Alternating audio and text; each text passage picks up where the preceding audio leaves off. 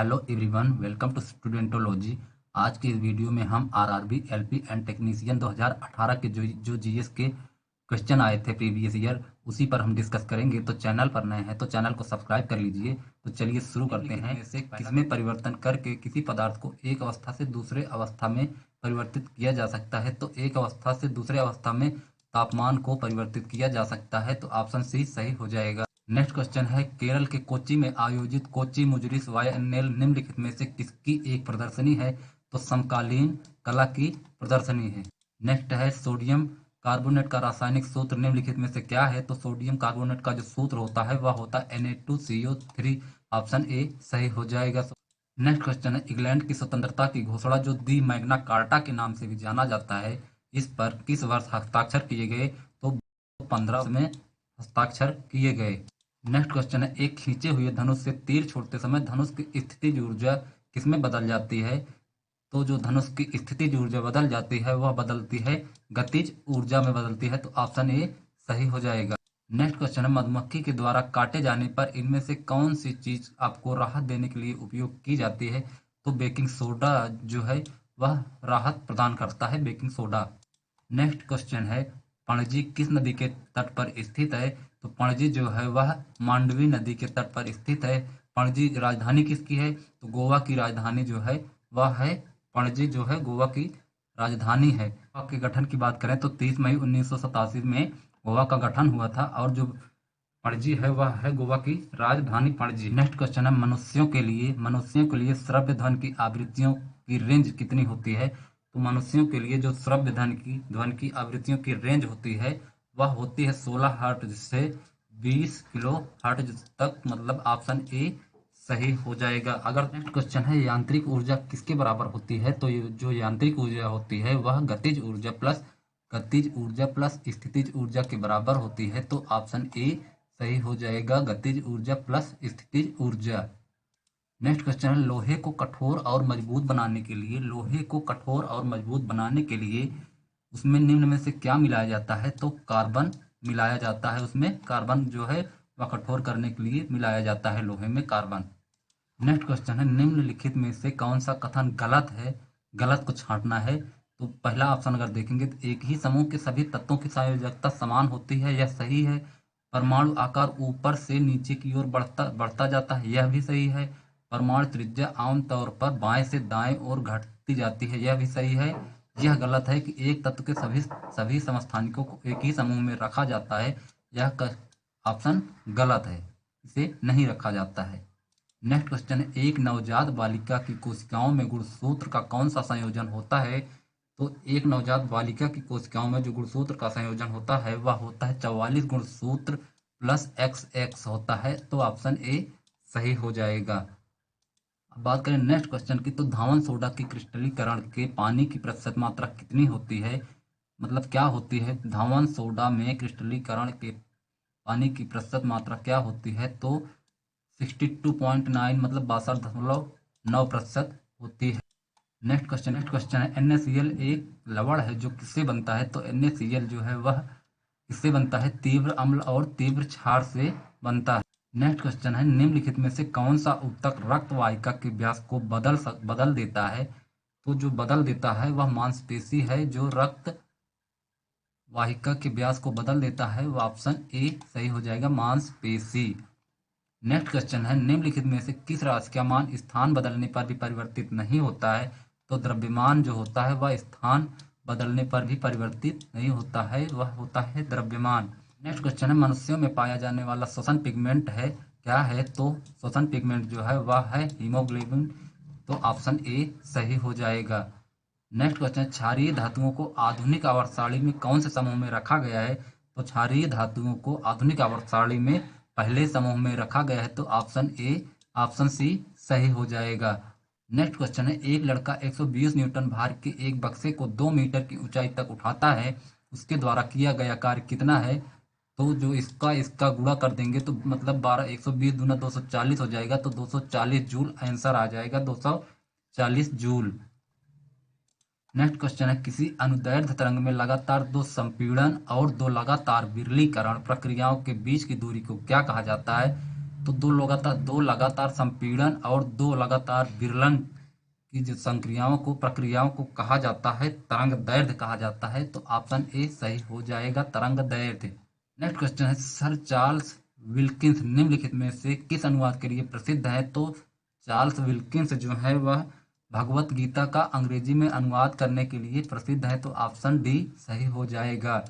Next question की बात करेंगे तो निम्नलिखित में से कौन सी धातु मुक्त अवस्था में पाई जाती है? तो जो मुक्त अवस्था में वह धातु पाई जाती है इनमें से, तो वो होता है सोना होता है। सोना मुक्त अवस्था में, सोना जो धातु है वह मुक्त अवस्था में पाई जाती है। नेक्स्ट क्वेश्चन है, दक्षिण अमेरिका के दक्षिणी छोर का नाम क्या है? जिस जगह पर प्रशांत और अटलांटिक महासागर आपस में मिलते हैं?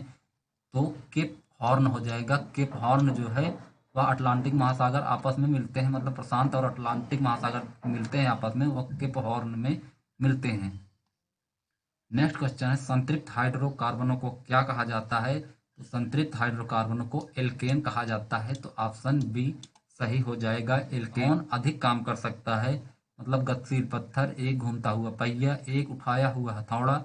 डी ऑप्शन है, बंदूक की एक चलती हुई गोली जो है। तो ऑप्शन डी सही हो जाएगा, बंदूक की चलती हुई गोली। करेंगे तो आवेश की एसआई जो होती है, आवेश की एसआई इकाई क्या होती है? तो आवेश का मात्रक मतलब होता है, आवेश का मात्रक कूलाम होता है। आवेश का मात्रक कूलाम होता है। और बात करें वाट किसका मात्रक होता है? तो वाट जो होता है वह शक्ति का मात्रक क्या होता है? वाट होता है।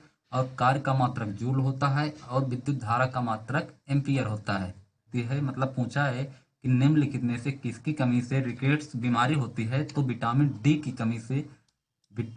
की कमी से रिकेट्स की बीमारी होती है। अगर विटामिन डी का रासायनिक नाम की बात करें तो विटामिन डी का रासायनिक नाम जो होता है वह होता है कैल्सिफेरॉल होता है। और विटामिन बी1 का बात करें, विटामिन बी1 का रासायनिक नाम जो होता है वह होता है थायमीन होता है। और विटामिन सी की बात करें तो एस्कॉर्बिक एसिड होता है। और विटामिन ए की बात करें रासायनिक नाम की तो होता है रेटिनॉल होता है। जो नेक्स्ट क्वेश्चन है, जब एक नाविक आगे की दिशा में कूदता है तब नाव पीछे की तरफ हट जाती है। यह उदाहरण न्यूटन के कौन से नियम को दर्शाता है? तो जब एक नाविक आगे की दिशा में कूदता है तब नाव पीछे की तरफ हट जाती है। यह जो उदाहरण है यह गति के तीसरे नियम पर आधारित है। तो ऑप्शन सी सही हो जाएगा, गति के तीसरे नियम पर आधारित है। निम्नलिखित उल्लेखनीय गतिविधियों में से किस स्थितिज ऊर्जा को गतिज ऊर्जा में परिवर्तित किया गया है?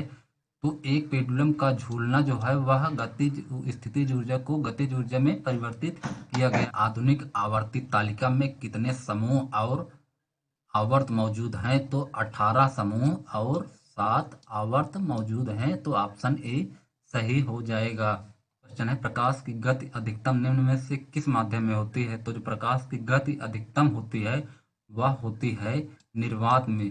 निर्वात में प्रकाश की चाल सबसे अधिक होती है। और होती कितनी है?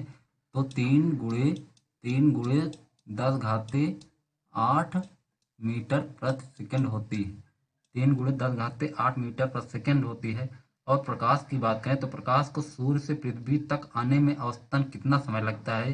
तो प्रकाश को सूर्य से पृथ्वी तक आने में जो समय लगता है वह लगता है 8 मिनट 16.6 सेकंड का समय लगता है। 8 मिनट 16.6 सेकंड का समय लगता है। नेक्स्ट क्वेश्चन है, इनमें से कौन सा एक रासायनिक परिवर्तन है? तो मक्खन का खट्टा होना जो होता है वह रासायनिक परिवर्तन होता है। नेक्स्ट क्वेश्चन की बात करेंगे तो अधातुओं में आमतौर पर सबसे बाहरी सतह में कितने इलेक्ट्रॉन होते हैं? तो अधातुओं में जो आमतौर पर सबसे बाहरी सतह में इलेक्ट्रॉन होते हैं वह होते हैं 5, 6, 7 या 8 होते हैं। तो ऑप्शन बी सही हो जाएगा। नेक्स्ट क्वेश्चन है, परमाणु की त्रिज्या का प्रयोग किसे मापने के लिए किया जाता है? तो परमाणु की त्रिज्या का प्रयोग जो होता है वह परमाणुविक आकार को मापने के लिए किया जाता है। तो ऑप्शन डी में है, तो ऑप्शन डी सही हो जाएगा। नेक्स्ट क्वेश्चन है, दिल्ली में जामा मस्जिद किस भारतीय बादशाह के शासनकाल में बनवाई गई थी? तो जो दिल्ली में जामा मस्जिद है वह बनवाई गई थी शाहजहां के शासनकाल में बनवाई गई थी। तो ऑप्शन ए सही हो जाएगा। क्वेश्चन है, यदि एल्यूमीनियम की संयोजकता 3 और ऑक्सीजन की 2 है तो एल्यूमीनियम ऑक्साइड का रासायनिक सूत्र क्या होगा? तो एल्यूमीनियम की अगर संयोजकता 3 है और ऑक्सीजन की 2 है तो एल्यूमीनियम की जो ऑक्साइड की का रासायनिक सूत्र हो जाएगा वह हो जाएगा Al2O3। ऑप्शन ए में है तो ऑप्शन ए सही हो जाएगा। क्वेश्चन है, निम्नलिखित में से किन स्थायी ऊतकों में कोशिकाएं मृत होती हैं? तो स्क्लेरेनकाइमा में जो कोशिकाएं होती हैं वह मृत होते हैं। ऑप्शन बी सही हो जाएगा। क्वेश्चन है, वनस्पति भागों या बीजों की बजाय कोशिकाओं के माध्यम से नए पौधों को उगाना क्या कहा जाता है? तो जो वनस्पति भागों या बीजों की बजाय कोशिकाओं के माध्यम से जो नए पौधों को उगाया जाता है उसे टिश्यू कल्चर कहते हैं। तो ऑप्शन ए सही हो जाएगा। क्वेश्चन है, तार की लंबाई दुगनी करने पर एमीटर की रीडिंग किस प्रकार प्रभावित होती है? तो हो जाती है यह आधी रह जाती है। तो ऑप्शन बी सही है। निम्नलिखित में से किसकी कोई इकाई नहीं है? तो सापेक्षिक घनत्व की। तो सापेक्षिक घनत्व की कोई इकाई नहीं है। घनत्व की बात करें तो घनत्व का एसआई मात्रक क्या होता है? तो घनत्व का जो एसआई मात्रक होता है वह होता है किलोग्राम प्रति मीटर क्यूब होता है। किलोग्राम प्रति मीटर क्यूब होता है। और दाब का जो क्या होता है? दाब का एसआई मात्रक, दाब का जो एसआई मात्रक होता है वह होता है न्यूटन प्रति मीटर स्क्वायर होता है। नेक्स्ट क्वेश्चन है, स्थितिज या आकृति में हुए परिवर्तन के कारण एक वस्तु में निहित ऊर्जा को क्या कहा जाता है? तो स्थितिज या आकृति में हुए परिवर्तन के कारण वस्तु में जो निहित ऊर्जा होती है उसे गतिज ऊर्जा कहते हैं। जो होता है वह गतिज ऊर्जा होती है। क्वेश्चन है, इंडीज पर्वत श्रृंखला किस महाद्वीप में स्थित है? तो इंडीज पर्वत श्रृंखला जो है वह दक्षिण अमेरिका में स्थित है। तो ऑप्शन डी सही हो जाएगा। नेक्स्ट क्वेश्चन, निम्नलिखित में से कौन सा घोल बिजली का चालक नहीं है? तो ग्लूकोज घोल जो है वह बिजली का चालक नहीं है। तो ऑप्शन बी सही हो जाएगा। नेक्स्ट क्वेश्चन है, कार्बोहाइड्रेट्स प्रोटीन और वसा का पूर्ण पाचन कहाँ पर होता है? तो कार्बोहाइड्रेट प्रोटीन और वसा का जो पूर्ण पाचन होता है वह होता है छोटी आंत में। तो ऑप्शन डी सही हो जाएगा। क्वेश्चन है, निम्नलिखित में से कौन सा जानवरों में पाया जाने वाला हार्मोन नहीं है? तो जो जानवरों में हार्मोन नहीं पाया जाता है वह ऑक्सिन हार्मोन होता है, वह नहीं पाया जाता है। ऑप्शन सी सही हो जाएगा। क्वेश्चन है, मैग्डेलेना नदी दक्षिण अमेरिका की सबसे बड़ी नदी घाटी में से एक है। यह किस देश से होकर बहती है? तो यह बहती है चिली देश से होकर बहती है। तो ऑप्शन सी सही हो जाएगा। चिली की बात करें तो राजधानी है, चिली की राजधानी क्या है? चिली की राजधानी है सेंटियागो है। और ब्राजील की राजधानी कहाँ है? ब्राजील की राजधानी ब्राजीलिया है। और अर्जेंटीना की जो राजधानी है वह है ब्यूनस आयर्स है। तो इसमें पूछा है। नेक्स्ट क्वेश्चन है, निम्नलिखित में से कौन सा जंतुओं का सबसे बड़ा समूह है? तो आर्थ्रोपोडा जो है वह जंतुओं का सबसे बड़ा समूह है। तो ऑप्शन बी सही हो जाएगा।